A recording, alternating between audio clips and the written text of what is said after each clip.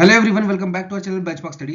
आज हम डिस्कस करेंगे RBI circulars and RBI reports from month of January. तो सीधा लेक्चर को स्टार्ट करते हैं और बढ़ते हैं हम अपनी फर्स्ट न्यूज की तरफ। तो सबसे पहली न्यूज है हमारी regarding report on trends and progress of banking in India 2023। और इस रिपोर्ट को पब्लिश कौन करता है? इस रिपोर्ट को पब्लिश करता है RBI by using its power under section 36(2) of banking regulation act 1949। अब इस रिपोर्ट का मेन काम क्या होता है? ये रिपोर्ट क्या करती है? हमारी बताती है कि बैंक्स और जो हमारे फाइनेंशियल इंस्टीट्यूशन है जैसे एनबीएफसीज हो गया, अर्बन कोऑपरेटिव बैंक्स है, ये कितने ज्यादा स्टेबल है as compare to previous year. पिछले साल से इस साल इनकी स्टेबिलिटी में कितना फर्क पड़ा है, इंप्रूव हुई है कि डिक्रीज हुई है, ये फाइनेंशियली स्टेबल है, सिक्योर है कि नहीं है। ठीक है, इसको कंपेयर करता है पिछले साल से। तो ये बताता है कि हमारे बैंक्स और एनबीएफसीज और जो हमारे जितने भी फाइनेंशियल इंस्टीट्यूशन है उनकी स्टेबिलिटी के बारे में बताता है। और इसका बोलना क्या है कि इस बार जो हमारे बैंक्स हैं, ठीक है, बैंक्स हो गए, एनबीएफसीज हो गए, यूसीबीज हो गए, वो काफी ज्यादा स्टेबल है और काफी ज्यादा सिक्योर है। क्यों? क्योंकि हमारी जो CRAR रेशो है ये इंक्रीज हुई है। फिर हमारा जो नेट एनपीए है वो डिक्रीज हुआ है। फिर हमारा ऐसा कोई भी एक बैंक नहीं है इंडिया में जिसपे पीसीए फ्रेमवर्क लगा हो, प्रॉम्प्ट करेक्टिव एक्शन लगा हो। ठीक है, प्रॉम्प्ट करेक्टिव एक्शन क्या करता है? बैंक्स को रिक्रूटमेंट करने से मना करता है, बैंक्स को एक्सपेंडिचर करने से मना करता है, नई ब्रांचेस खोलने से मना करता है। तो ऐसा कोई भी बैंक नहीं है जिसपे पीसीए फ्रेमवर्क लगा है। अब यहाँ पे समझने वाली जो सबसे इंपॉर्टेंट बात है वो है आपकी CRAR। ठीक है, ये मैंने काफी बार समझाई है पर मैं आज फिर से समझाऊंगा क्योंकि अगली जो रिपोर्ट है हमारी, जो नेक्स्ट स्लाइड है, वो भी एक रिपोर्ट है और उसमें भी CRAR का बहुत ज्यादा यूज है। तो मैं यहाँ पे आपको पूरा डिटेल में समझाने की कोशिश करूंगा। देखो, CRAR को आप CRAR बोल लो या CAR बोल लो, दोनों बोल सकते हो, कैपिटल एडिक्वेसी रेशो या capital to risk weighted ratio. ठीक है, दोनों सेम ही है। और इसको निकालते कैसे? इसको निकालते हैं आप capital upon risk weighted ratio. ठीक है, जो बैंक की कैपिटल है अपॉन रिस्क वेटेड रेशो। अब देखो, जो बैंक की कैपिटल है ये दो टाइप की होती है आपकी। एक होती है टीयर बोल लो या टायर बोल लो, ठीक है, टायर वन, टीयर वन, जो भी बोलना है आपने। Tier one capital, tier two capital upon risk weighted ratio. ठीक है, अब आरबीआई बोलता है बैंक्स को CRAR जो है वो कितना मेंटेन करना है? 9%। 9% में से 7% होनी चाहिए टीयर वन कैपिटल और 2% होनी चाहिए टीयर टू कैपिटल। अब बेसल 3 नॉर्म से कंप्लाइन करना है तो उन्होंने बोला साथ में आपको सीसीबी भी मेंटेन करना पड़ेगा 2.5%। सीसीबी क्या है? आपका कैश कंजर्वेशन बफर। ठीक है, तो टोटल अब कितना कर दिया है? देखो, 7 2 9 2 11.5%। ठीक है, इतना कैपिटल मेंटेन करना पड़ेगा बैंक को अपॉन किसके रिलेटिव में? रिस्क वेटेड एसिड्स के। अब देखो, ये रिस्क वेटेड एसिड है, इसको कैलकुलेट कैसे करते हैं? देखो, रिस्क वेटेड एसेट होता है आपका कि जो आपने एसेट्स है बैंक, देखो बैंक्स और एनबीएफसी की एसेट क्या होती हैं? जो ये लोन बांटता है, जो ये लोन बांटता है वो होती है इनकी एसेट्स। और जो हम इसमें पैसा जमा करते हैं वो क्या होता है? इसकी लायबिलिटीज होती हैं। ठीक है, तो बैंक की एसेट्स क्या है? जो इन्होंने लोन डिस्ट्रीब्यूट किया है। अब जो लोन डिस्ट्रीब्यूट किया है उस पर रिस्क कितना है वो आता है नीचे। अब ये देखो, रिस्क ना अलग अलग लोन्स के लिए अलग अलग होता है। जैसे समझ लो आपने गोल्ड लोन दिया है 100 रुपए का। ठीक है, गोल्ड लोन दिया है आपने 100 रुपए का, तो इस पे रिस्क होता है लगभग 50% का, रख लो। ठीक है, फिर आपने जैसे कि अनसिक्योर्ड लोन दिया है 100 रुपए का, तो उस पर रिस्क होता है 125% का। ठीक है, फिर जैसे आपने क्रेडिट कार्ड दिया है, ठीक है, 100 रुपए का क्रेडिट कार्ड पे लोन दिया है, तो उस पर रिस्क समझ लो 150% का हो गया। अब ये कैलकुलेट कैसे होता है? जैसे गोल्ड पे आपने 100 रुपया दिया है तो रिस्क है 50%, तो कितना आएगा? RW आ जाएगा आपका 50 रुपीज। फिर आपने अनसिक्योर्ड लोन 100 रुपए का दिया है तो रिस्क है 125% का, तो ये RW कितना आ जाएगा? 125 रुपए। फिर क्रेडिट कार्ड पे आपने 100 रुपए का लोन दिया है, ठीक है, और रिस्क है 150% का, तो आपका RW कितना आ जाएगा? 150 रुपए। तो इसको टोटल करोगे आप तो ये कितना हुआ? 5 5 5 10 2 12 और 1 2 3, ठीक है, 325। मतलब अगर आप 300 रुपए का टोटल लोन दे रहे हो एज अ बैंक तो आपको रिस्क कितने का था? 325 का।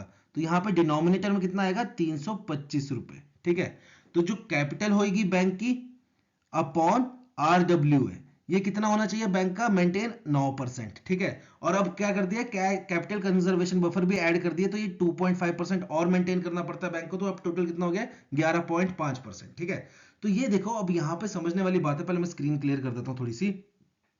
यहाँ पे जो मेन चीज है समझने वाली वो समझना आप कि देखो, CAR बढ़ेगा तो बैंक को फायदा कैसे होगा, ये चीज समझना आप। ठीक है, तो इसको मैं थोड़ी सी जगह बनाता हूँ यहाँ पे, 1 मिनट, ये ठीक है। अब देखो, अगर आपका CRAR बढ़ेगा तो ये बैंक के लिए अच्छी बात है कि गलत बात है? तो ये बैंक के लिए काफी अच्छी बात होती है। जितना ज्यादा आपका CRAR बढ़ेगा उतना ज्यादा बैंक स्टेबल होगा। कैसे? क्योंकि देखो CRAR इक्वल्स टू होता क्या है हमारा, capital upon risk weighted assets. ठीक है, अब देखो अगर आप देखो बैंक की तैयारी करो, इतना तो मैथ्स आपको आता ही है कि देखो अगर समझ लो यहाँ पे हमारा है x, ठीक है, यहाँ पे हमारा है x equals to a upon b। अब अगर मेरे को x की वैल्यू इंक्रीज करनी है तो मेरे पास दो ही ऑप्शन है, या तो मैं a की वैल्यू को इंक्रीज करूं या तो मैं b की वैल्यू को डिक्रीज करूं। ठीक है, अगर ये मेरे को ये जो x है इसको बढ़ाना है तो मेरे पास दो ही ऑप्शन होते हैं, या तो मैं न्यूमरेटर को इंक्रीज करूं, ठीक है, जितना ज्यादा मेरा न्यूमरेटर बढ़ेगा उतना ज्यादा मेरा x की वैल्यू बढ़ेगी, या तो मैं डिनोमिनेटर को डिक्रीज करूं, ठीक है, जो नीचे होता है उसको मैं डिक्रीज करूं, जितना ज्यादा मैं b को कम करूंगा उतनी ज्यादा मेरी x की वैल्यू बढ़ेगी। ठीक है, तो यहां पे देखो क्या है, CAR के केस में अगर मेरे को CRAR इंक्रीज करना है तो देखो कैपिटल को इंक्रीज करूंगा तो CAR इंक्रीज होएगा, और अगर जिस बैंक की कैपिटल जितनी ज्यादा होगी वो बैंक उतना ही स्टेबल होगा। दूसरी बात, अगर CRAR को इंक्रीज करना है तो मेरे को जो बैंक का रिस्क है उसको कम करना पड़ेगा, और जिसका जितना ज्यादा रिस्क वेटेड एसेट कम होगी उतना ज्यादा बैंक स्टेबल होगा।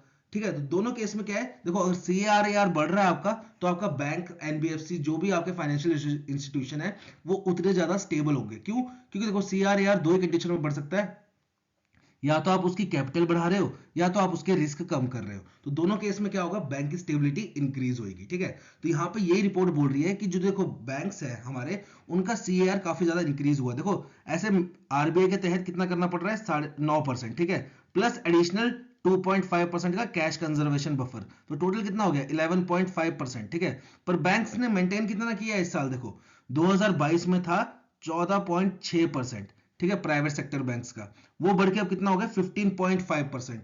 वही जो पब्लिक सेक्टर बैंक्स का, सॉरी, ठीक है, और वही अगर हम प्राइवेट सेक्टर बैंक की बात करें तो ये 18.8 से कितना हो गया 18.6, फिर भी काफी ज्यादा है एज कंपेयर टू 11.5। और वही हम अगर फॉरेन बैंक्स की बात करें तो ये कितना है 19.8%, ठीक है, जो कि हमारी मिनिमम रिक्वायरमेंट से काफी ज्यादा है। और अगर ओवरऑल हम शेड्यूल कमर्शियल बैंक्स की बात करें तो ओवरऑल कितना स्टैंड करता है 17.3%। ठीक है, ये है आपका मार्च 2023 का डाटा। ठीक है, मार्च 2023 तक शेड्यूल कमर्शियल बैंक का जो CRAR है वो कितना स्टैंड कर रहा है 17.3%, चाहिए कितना होता है 11.5%। तो देखो ये काफी ज्यादा इंक्रीज किया है, और ये इंक्रीज कब करेगा CRAR, या तो हम इसकी कैपिटल को इंक्रीज करेंगे या हम इसके रिस्क को डिक्रीज करेंगे। ठीक है, तो दोनों केस में क्या होगा, बैंक की स्टेबिलिटी जो है वो इंक्रीज करेगी। ठीक है, तो ये तो बात होगी हमारी CRAR की। अब यहाँ पे एक चीज और समझना, मैं फिर से थोड़ी सी जगह बनाता हूं, एक चीज और समझना, यहाँ पे एक समझने वाली बात है हमारी GPA, ठीक है, GNPA और NNPA, ये दो चीजें और समझने वाली हैं। ठीक है, अब NPA का मतलब तो आप इतना समझ ही गए होंगे अगर रेगुलर वीडियोस देखते हो। NPA का मतलब क्या होता है, जो लोन्स हमारे खराब हो जाते हैं, खराब हो जाते हैं मतलब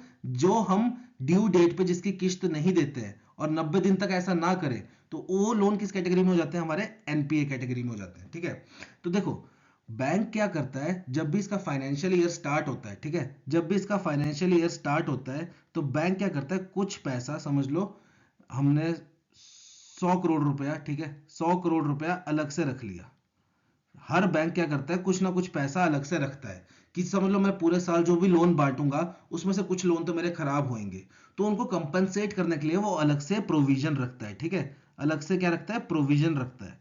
समझ लो इस एक बैंक है हमारा ABC, इसने रखा है अपने फाइनेंशियल ईयर के लिए 100 करोड़ रुपए कि मेरे जो भी लोन खराब होंगे उनको कंपनसेट करूंगा मैं इस 100 करोड़ से। ठीक है, जो भी मेरे लोन NPA होंगे। अब यहाँ पे देखो दो चीजें आ रही हैं, एक आ रहा है आपका GNPA, एक आ रहा है आपका NNPA। अब इसमें फर्क क्या होता है, समझ लो ये फाइनेंशियल ईयर था 2024-25 का, ठीक है, 2024 जो आने वाला है उसके लिए रखे हैं मैंने, ठीक है, 100 करोड़ रुपए ABC बैंक ने। अब जो 2025 का फाइनेंशियल ईयर खत्म हुआ तब हमने कैलकुलेट किया कि भाई NPA कितना हुआ, टोटल टोटल NPA समझ लो हो गया हमारा 150 करोड़, 150 करोड़। तो हमारा जो ग्रॉस NPA होगा, ठीक है, जिसको हम बोल रहे हैं GNPA, वो कितना आएगा हमारा ₹150 करोड़। पर वहीं अगर हम नेट NPA की बात करें, नेट NPA की बात करें, वो कितना आएगा हमारा ₹50 करोड़। अब ये होता है फर्क ग्रॉस में और नेट में। ग्रॉस कितना होता है, जितना आपका NPA बना है वो टोटल कितना होगा आपका ग्रॉस NPA, और नेट NPA क्या होता है, जो आपका NPA बना है और उसको आपने काउंटर करने के लिए जो प्रोविजन रखा था उन दोनों का डिफरेंस को हम बोलते हैं नेट एनपीए। ये चीज समझ लो, ठीक है। ग्रॉस एनपीए कितना होगा, जो भी हमारे बैंक का टोटल एनपीए हुआ है वो आता है हमारा ग्रॉस एनपीए में। और नेट एनपीए कितना होगा, जो हमारा ग्रॉस एनपीए है उसमें से हम प्रोविजन को माइनस कर देंगे, जो हमने एनपीए को काउंटर करने के लिए फंड रखा था उसको हम एनपीए से माइनस कर देंगे, तो वो कितना आएगा हमारा नेट एनपीए। तो यहाँ पे देखिए ये रिपोर्ट क्या बोल रही है, जो हमारा ग्रॉस एनपीए ये भी काफी ज्यादा कम हुआ है शेड्यूल कमर्शियल बैंक्स का। देखो शेड्यूल कमर्शियल बैंक का 2022 में कितना था, मार्च 2023 में कितना था 3.9%, ठीक है। अब वो घट के कितना हो गया 3.2% सितंबर 2023 तक, ठीक है। और वहीं अगर हम एनबीएफसी की बात करें तो एनबीएफसी का देखो ग्रॉस एनपीए कितना था मार्च में 4.1%, ठीक है। और नेट एनपीए कितना था 1.5%। तो ये थी आपकी न्यूज। बढ़ते हैं हम नेक्स्ट न्यूज की तरफ, ठीक है। नेक्स्ट न्यूज है हमारी रिलेटेड टू रिपोर्ट जिसका नाम है एफएसआर, फाइनेंशियल स्टेबिलिटी रिपोर्ट। और इसको पब्लिश कौन करता है, इसको पब्लिश करता है आरबीआई। देखो जो ये रिपोर्ट है साल में 2 बार पब्लिश होती है, एक होती है आपकी जून मंथ में और एक होती है आपकी दिसंबर मंथ में, ठीक है। आज से पहले टोटल कितनी एफएसआर पब्लिश हो रखी है, टोटल 27 हो रखी है। ये 28वें नंबर की एफएसआर थी। अब देखो यहाँ पे ध्यान से समझना, एफएसआर को पब्लिश कौन करता है, आरबीआई करता है। पर जो एफएसआर रिपोर्ट का रिसर्च वर्क है वो कौन करता है, वो करता है हमारी एक सब कमिटी। किसकी सब कमिटी, एफएसडीसी की सब कमिटी। तो यहाँ पे एफएसडीसी की फुल फॉर्म भी इंपॉर्टेंट है, वो क्या है आपका financial stability and development council. अब यहाँ पे क्वेश्चन बनता है कि एफएसडीसी के चेयरपर्सन कौन होते हैं, एफएसडीसी के चेयरपर्सन कौन होते हैं। तो एफएसडीसी के चेयरपर्सन होते हैं जो भी आपका प्रेजेंट में फाइनेंस मिनिस्टर होगा, ठीक है, वो आपका एफएसडीसी का चेयरपर्सन होगा। और सब कमेटी का चेयरपर्सन कौन होगा, सब कमेटी का चेयरपर्सन होगा जो भी आपका एट प्रेजेंट आरबीआई का गवर्नर होगा, वो आपकी सब कमेटी का चेयरपर्सन होगा, ठीक है। तो एफएसडीसी का चेयरपर्सन कौन होगा, जो प्रेजेंट में आपका फाइनेंस मिनिस्टर होगा। जैसे इस वक्त कौन है, निर्मला सीतारमन, तो वो इस एफएसडीसी की चेयरपर्सन हुई। वैसे अगर हम सब कमेटी की बात करें तो सब कमेटी की चेयरपर्सन कौन होगा, जो एट प्रेजेंट आरबीआई का गवर्नर होगा। अब देखो इस रिपोर्ट के अकॉर्डिंग हमारा जो बैंक्स है वो काफी ज्यादा अच्छी सिचुएशन में, क्यों, क्योंकि जो हमारी सीआरएआर रेशियो है शेड्यूल कमर्शियल बैंक्स की, ठीक है, शेड्यूल कमर्शियल बैंक्स की जो सीआरएआर रेशियो है, capital to risk weighted ratio, कितनी है 16.8%, ठीक है। और बैंक को मेंटेन कितनी करनी पड़ती है मिनिमम, देखो 9% तो बोलते हैं, ठीक है, साथ में 2.5% कैश कंजर्वेशन बफर अलग से आ गया, तो टोटल अब कितनी करनी पड़ती है बैंक को मेंटेन 11.5%। और बैंक ने मेंटेन कितनी कर रखी है 16.8%, जो कि काफी अच्छी बात है। अब इस रिपोर्ट के अकॉर्डिंग ना देखो बैंक्स को हमने 3 कैटेगरी में भी बांट दिया है। कैसे, एक है आपका बेसलाइन, दूसरा है आपका मीडियम और तीसरा है आपका सीवियर, ठीक है। अब ये जो कैटेगराइजेशन किया है हमने किस बेस पे किया है, जो हमारे बैंक्स की सीआरएआर रेशियो है उसके बेस में। अगर बैंक की सीआरएआर रेशियो 14.8% तक पहुंचती है तो वो किस लाइन में आएंगे, किस कैटेगराइजेशन में आएंगे, बेस लाइन में, ठीक है। वहीं अगर बैंक की जो सीआरएआर रेशियो है वो 13.5% पहुंच जाती है तो वो किस कैटेगरी में आएंगे, मीडियम कैटेगरी में। और वहीं अगर बैंक की रेशियो जो सीआरएआर रेशियो है वो पहुंच जाती है आपकी 12.2% पे, तो वो किस कैटेगरी में आएंगे, सीवियर स्ट्रेस कंडीशन में, ठीक है। तो ये आपको यहाँ पे ये इस पे क्वेश्चन आ सकता है कि अगर एक बैंक जो है वो मीडियम कैटेगरी में आता है तो उसकी सीआर रेशियो कितनी होगी, तो आंसर क्या होगा आपका 13.5%। अगर आपका क्वेश्चन बनता है कि सीवियर स्ट्रेस सिनेरियो में बैंक की सीआरए कितनी होती है, तो वो होती है आपकी 12.2%, ठीक है। तो इनको सीआरएआर के बेस पे कैटेगराइज कर दिया है बैंक्स को, ठीक है, कि जिस बैंक की सीआर रेशियो इतनी होगी तो वो आ जाएगा बेस लाइन में, दूसरा मीडियम में, तीसरा सीवियर में। अब देखो यहाँ पे क्या बोल रहा है, यहाँ पे जो समझने वाली बात है वो देखो, एक तो ये रहा शेड्यूल कमर्शियल बैंक का जो आपका एनपीए है वो कितना है 3.2%, जो हमने पिछली स्लाइड में डिस्कस किया। नेट एनपीए कितना है 0.8%, और ये कब तक का रिकॉर्डेड है, सितंबर 2023 का। अभी हमने डिस्कस किया नेट एनपीए कैसे निकालते हैं हम, नेट एनपीए निकालते हैं हमारा जो भी हमारा ग्रॉस एनपीए होता है उसमें से हम क्या माइनस कर देते हैं, प्रोविजंस को माइनस कर देते हैं, तो हमारा क्या निकलता है नेट एनपीए, ठीक है। और वहीं अगर हम एनबीएफसी सेक्टर की बात करें तो देखो एनबीएफसी सेक्टर में सीआरएआर रेशो और ज्यादा है, कितनी है 27.6, ठीक है। और वहीं अगर हम ग्रॉस एनपीए की बात करें तो वो 4.6, और हम रिटर्न ऑन एसेट्स की बात करें तो 2.9 एज ऑन सितंबर 2023। देखो एनबीएफसी को सीआरएआर 27.6 क्यों रखा हुआ है, क्योंकि ये अनसिक्योर्ड लोन ज्यादा करते हैं, अनसिक्योर्ड लोन्स जो होते हैं उनको ज्यादा करते हैं। और अभी रिसेंटली ने आरबीआई ने क्या किया है, जो भी आपके अनसिक्योर्ड लोन्स है उनकी आपकी रिस्क वेटेड एसेट्स पहले कितने होता था 100%, अब इसको 100% से बढ़ा के कितना कर दिया, 125%। मतलब पहले अगर आप 100 रुपए का अनसिक्योर्ड लोन दे रहे थे तो आपकी रिस्क वेटेड एसेट्स कितनी बनती थी, 100 रुपए की। पर अब कितना कर दिया आरबीआई ने, अगर अब 100 रुपए का अनसिक्योर्ड लोन दोगे तो आपकी आरडब्ल्यूए कितनी बनेगी, 125 रुपए।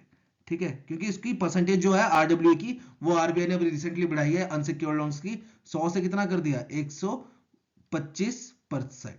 ठीक है, तो यहां पे इसलिए सीआरएआर जो है एनबीएफसी की वो भी ज्यादा है, 27.6, क्योंकि इन्होंने ज्यादातर लोन जो किए हैं वो कौन से सेक्टर में किए हैं, अनसिक्योर्ड सेक्टर में। ठीक है, अब यहाँ पे एक चीज देखिए, जो प्रोविजन कवरेज रेशियो है शेड्यूल्ड कमर्शियल बैंक की, वो भी काफी इंक्रीज कर गई है और वो होगी आपकी 75.3%। ठीक है, 75.3%। मतलब आपने क्या कर रखा है, आपका एनपीए समझ लो 100% का हो रहा है, तो आपको उस एनपीए को काउंटर करने के लिए 75.3% पैसा अपने पास रखा हुआ है। ये मतलब होता है, मतलब अगर आपका बैंक में 100 रुपए का एनपीए हो रहा है, ठीक है, 100 रुपए का एनपीए हो रहा है, तो 100 में से आप 75.3 अपने पैसे डाल के उसको कैंसिल कर दोगे तो आपका नेट एनपीए कितना आ जाएगा। अब देखो नेट एनपीए कितना आ जाएगा, 24.7 रुपीज का। ये मतलब होता है, तो प्रोविजन कवरेज रेशियो है वो भी इंक्रीज कर दिया और कितनी हो गई, 75.3%। ठीक है, बढ़ते हैं नेक्स्ट न्यूज की तरफ।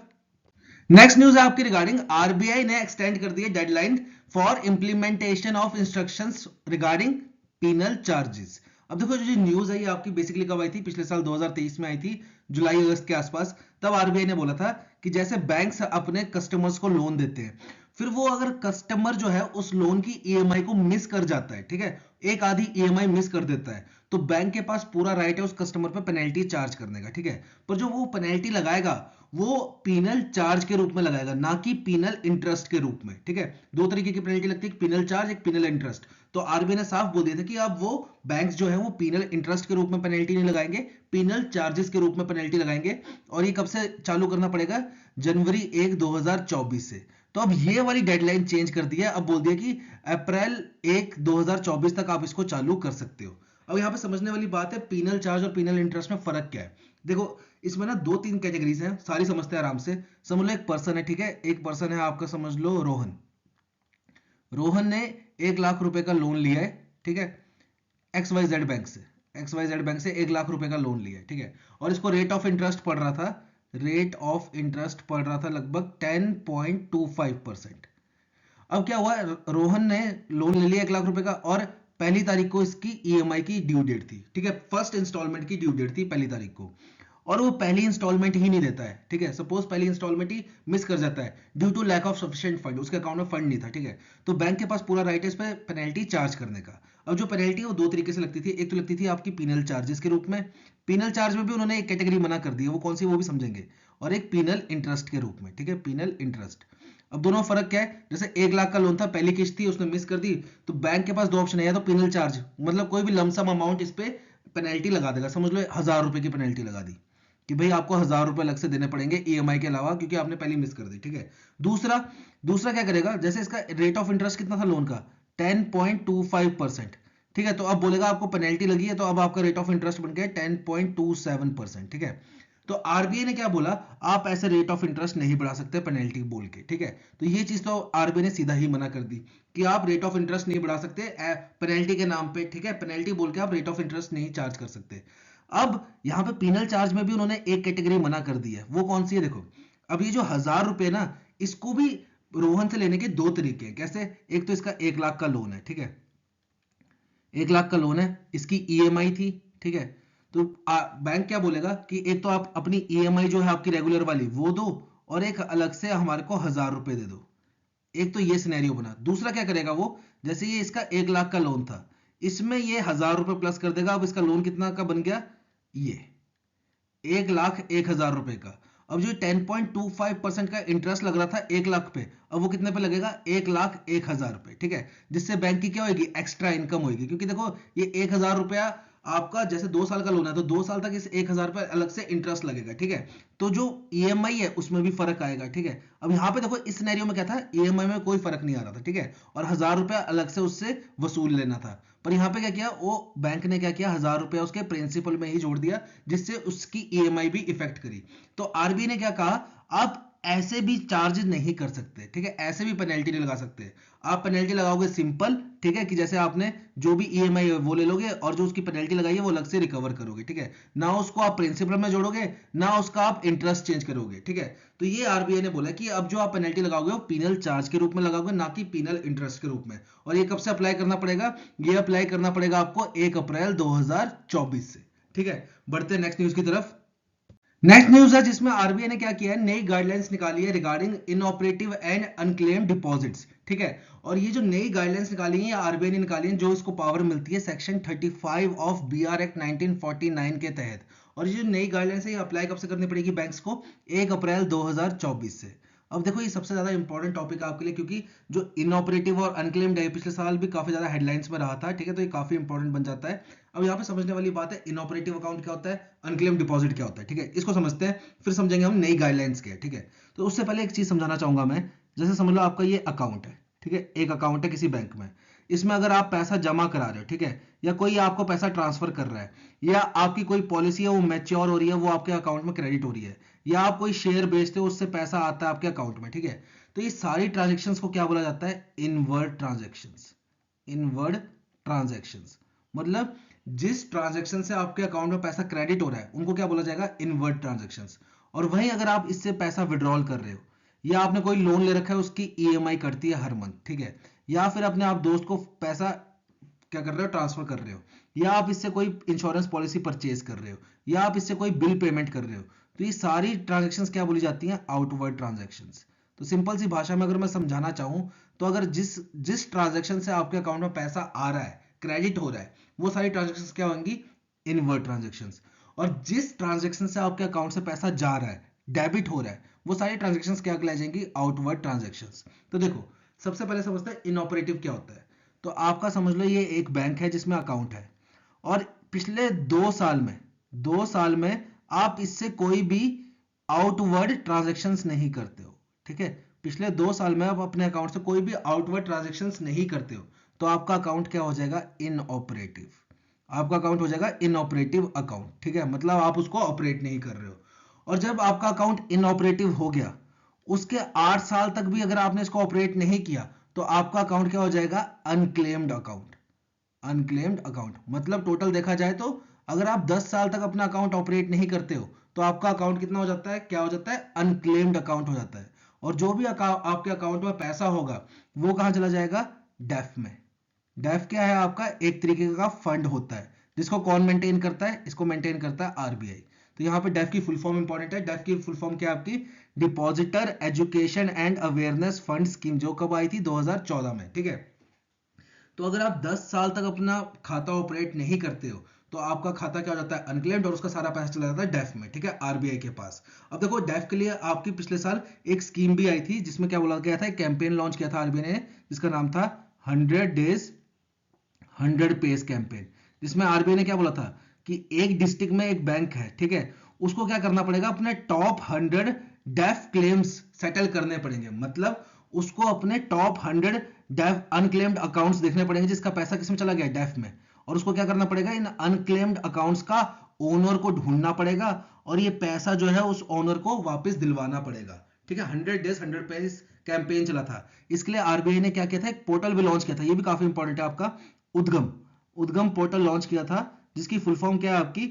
Unclaim deposits gateway to access. देखो unclaim deposit gateway to access information, ठीक है, ये पोर्टल लॉन्च किया था, जिसमें क्या है? कोई भी कस्टमर इंफॉर्मेशन देख सकता है, जो भी DEAF accounts unclaim deposit accounts पड़े हैं बैंक्स में, उनकी इंफॉर्मेशन देख सकता है कि किस किस के नाम के पड़े हुए हैं, कहां पे? उद्गम पोर्टल पे। तो ये आरबीआई ने लॉन्च किया था इस 100 डेज 100 पेज कैंपेन को बूस्ट देने के लिए, ठीक है।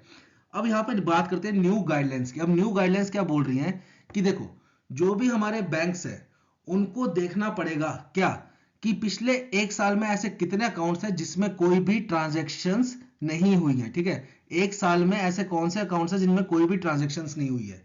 फिर पहला स्टेप तो ये है कि पहले उनको चेक करना पड़ेगा कि भाई 1 साल में ऐसे कितने अकाउंट्स हैं जिसमें कोई भी ट्रांजैक्शंस नहीं हुई है आउटवर्ड, ठीक है।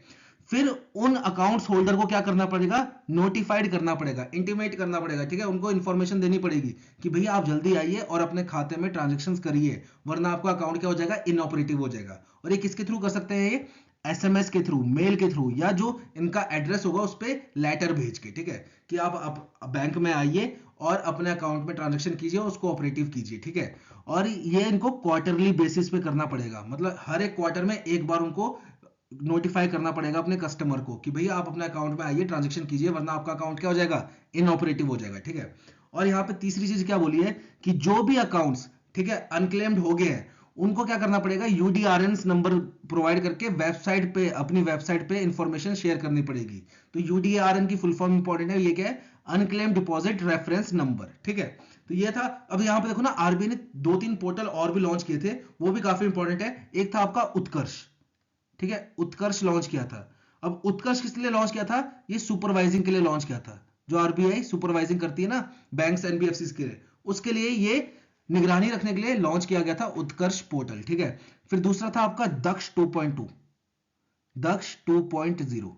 ये किस लिए लॉन्च किया था, ये थी आपकी मीडियम टर्म स्ट्रेटेजी, ठीक है, जो आपके फाइनेंशियल ईयर 2023 से 25 तक चलेगी, ठीक है। तो आरबीआई की स्ट्रेटेजी क्या रहेगी, ठीक है, वो थी आपकी दक्ष 2.0। फिर एक प्रवाह पोर्टल लॉन्च किया था, प्रवाह। ये किस लिए किया था लॉन्च, ये देखो जैसे बैंक्स और एनबीएफसी को, ठीक है, कोई भी अप्रूवल लेना होता था तो वो क्या करते थे, एप्लीकेशन सेंड करते थे आरबीआई को। तो एप्लीकेशन पे क्या काम हुआ, वो एप्लीकेशन कहां तक पहुंची, ठीक है, वो पास हुई कि रिजेक्ट हुई, और वो कहां से चेक कर सकते हैं, इस प्रवाह पोर्टल से चेक कर सकते हैं, ठीक है। और एक अंतर्दृष्टि भी लॉन्च किया था, अंतर्दृष्टि। ये किस लिए लॉन्च किया था, ये किया था टू प्रमोट फाइनेंशियल इंक्लूजन के लिए, ठीक है। तो ये कुछ आरबीआई नोटिफिकेशन और सर्कुलर्स, जल्दी आपको नेक्स्ट वीडियो में मिलेंगे। Till then have a nice day.